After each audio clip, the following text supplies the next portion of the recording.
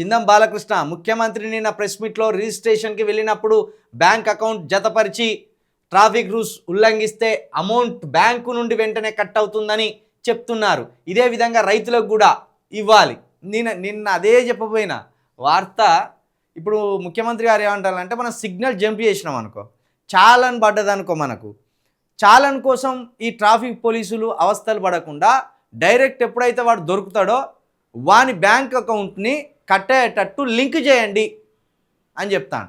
Same మేము ఇట్లనే అంటున్నామంటే ఏమంటున్నామంటే రైతు భరోసా డబ్బులు కట్ కావడానికి ఎవరి బ్యాంక్ అకౌంట్ని లింక్ చేయాలి? ముఖ్యమంత్రి గారి ఓన్ అకౌంట్ని లింక్ చేయాలా, లేకపోతే రాష్ట్ర ప్రభుత్వం ట్రెజరీకి సంబంధించి ఏదైనా లింక్ ఉంటే, ఏది అకౌంట్ లింక్ ఉంటే, బ్యాంక్ అకౌంట్ లింక్ ఉంటే డైరెక్ట్ దాన్ని ఈ 70 లక్షల మంది రైతులకు లింకు చేయాలా?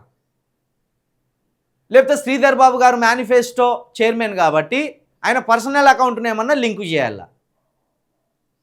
సిగ్నల్ జంప్ అయినందుకే కక్షగట్టి శత్రువు లెక్క వెంటాడి వేటాడి మన అకౌంట్ జత చేసి అలాకెళ్ళి ఆటోమేటిక్గా అకౌంట్ పైసలు కట్ కావాలని చెప్తాను. ఇది మెచ్చే ముచ్చటేనా? ఇదేమన్నా రేవంత్ రెడ్డి గారు?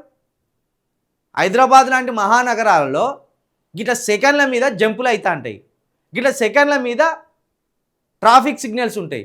మరి గంట సేపు అర్ధగంట సేపు ట్రాఫిక్ సిగ్నల్ కాడ నిలబెట్టినందుకు మరి రోడ్ ట్యాక్సీ కడుతున్నాం, వాహనం ట్యాక్సీ కడుతున్నాం.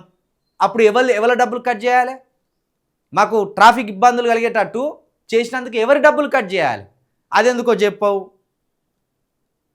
రైతు భరోసా వేస్తలేవు కదా, మరి టైంకి వేయనందుకు ఎవరి అకౌంట్లోకి వెళ్ళి డబ్బులు కట్ చేయాలి? 4000 పింఛన్లు ఇస్తలేరు సమయానికి, అప్పుడు వృద్ధులకు ఎవరి అకౌంట్ జత చేసి వాళ్ళకి వెళ్ళి డబ్బులు కట్ చేయాలి?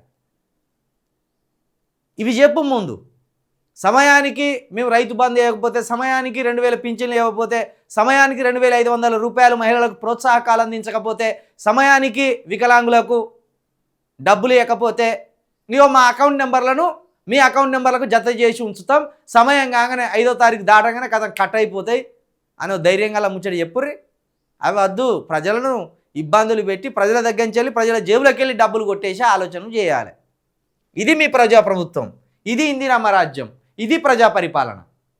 ఎంత దుర్మార్గంగా మాట్లాడతాను తెలుసా రేవంత్ రెడ్డి గారు? చాలా దుర్మార్గంగా మాట్లాడతాను.